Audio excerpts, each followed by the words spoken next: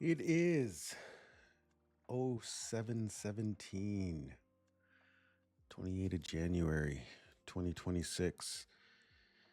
Some recovery thoughts for you. I I only have like less than 10 minutes, but I'm heeding the nudge. So bear with me as I share with you um, just random thoughts about recovery. So I think the big thing is in the morning here, as I get ready to go to a local treatment center, the big thing is that we need to take time for ourselves. It's very important what we put into our minds in the morning.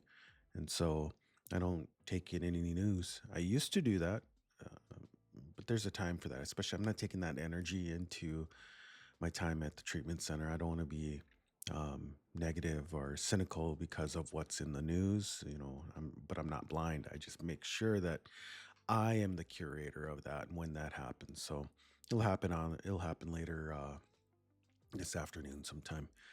So control what comes into your mind. You need to be intentional about what these eyes see, what you put in front of them, what you're putting in these ears, because it will, unbeknownst to you and me, it will actually drive forth anxiety or worry or even despair. And despair will get us locked up in addiction or in relapse. I mean, not addiction. We're already in it. Um, so, what my morning looks like, I get up. I will before I even get out of bed. I'll say something like, "Thank you for the gift of another day." First I'll think it, silently, and then I'll whisper it. Don't want to wake up my wife, so I'll say something like, "I thank you." Who knew you're gonna get ASMR right now? But I'll just say thank you for, and even quieter than this, thank you for the gift of another day. Thank you for your kindness and your mercy. Help me to be a good relative today. And then I'll get out of bed. I'll go out and get started on my tea and get my coffee in the coffee maker, the coffee grounds, and all of that. And I'll come downstairs, power up this room. Uh, I got a small little votive candle over there with beeswax votive candle, and then a small little censer. I'll light the candle, and I'll just say something that a prayer that I got from Orthodox relatives, but I like it. It just starts out, "Oh God, cleanse me a sinner and have mercy on me." The Dakota Lakota equivalent would be Tunkashi na wakan tanko Ushima dawo. Grandfather the Creator, have pity on me. I'm just a common human being. So I'll say something like that, light the candle, and then I'll get the little coal that goes in the censer that you get at a local smoke shop. Put that in there, and then put the incense on there, and then I'll walk around. I'll go to the east side first, and go into my son's room. Say good morning to him in the spiritual realm.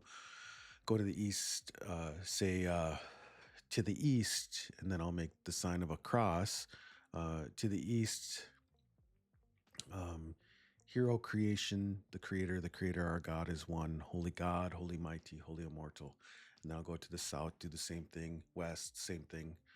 North, same thing. And then I'll go halfway up the stairs because we have a really long, it goes all the way up to the ceiling, but it's on the first floor. So it's like way up there.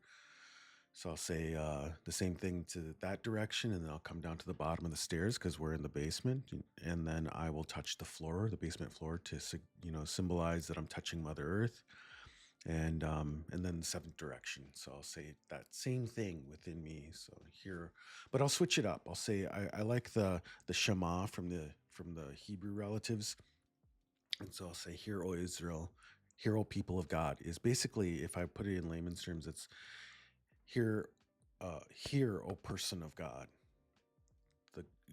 The Lord our God is one.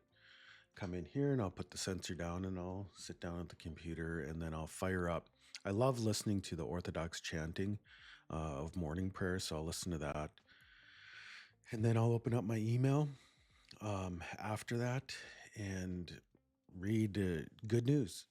I get three sources.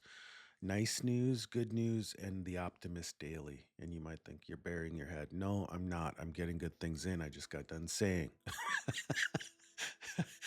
I get that curated. I control when I get that, and I'm not taking that energy. I'm not taking bad news because a lot lately has been bad news. The protests, what our government is doing, what's happening in governments around the world. It's so I control that. Um, and then I'll maybe work a little bit on maybe a journal entry. Right now, I got a project I'm doing as an unemployed dude. But yeah, I'm working on that, and we'll see how that shakes out. And then the other thing that I'm gonna purpose in my life is to, I don't know, I just need to figure out how to do it. I was listening to Father Richard Rory's talking.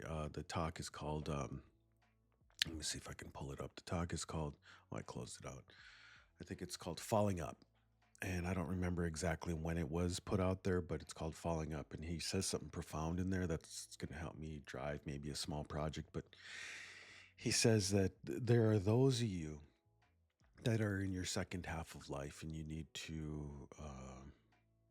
You're in the second half of life, but you're not really in it. Meaning you're not. It's not a way of being for you, and it reminded me of what I heard from, I'd say, an older sister in Dakota Lakota way.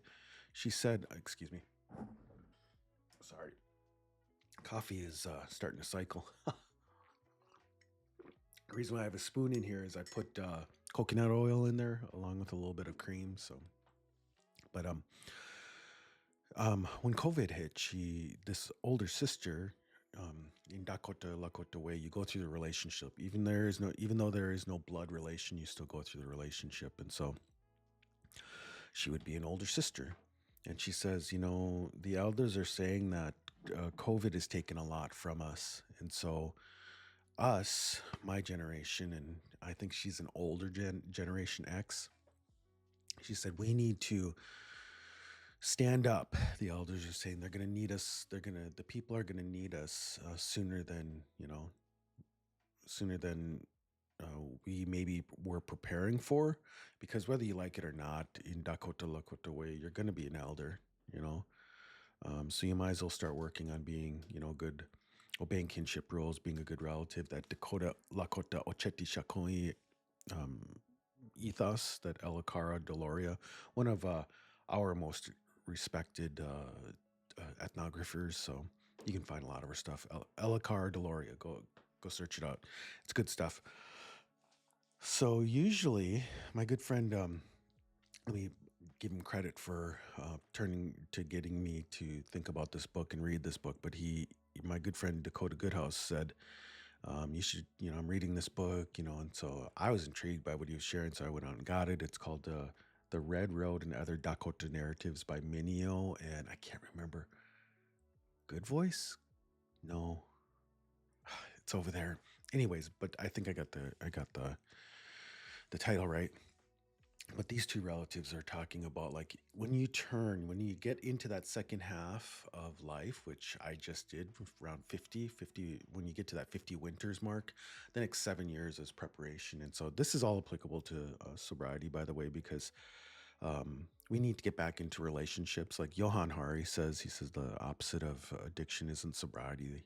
The opposite of addiction is connection. And so to me, that sounds like real community. It sounds like family, community, uh, the state or the country you live in. It sounds like community. So right now in this time of human history, that's another thing I'm doing. And so I'm going to start doing interviews, I guess, and then putting them up. And I'm going to kind of categorize them. And so I got a couple of individuals I'd like to talk to about spirituality, others that I'd like to talk about philosophy, ways of being, values, things like that. And so, but I want to make sure that they're further down the road than me, that generation, my mother's generation. So the aunts and uncles and the few grandmas and grandpas out there that I can sit down with too. That would be good. So it's service work.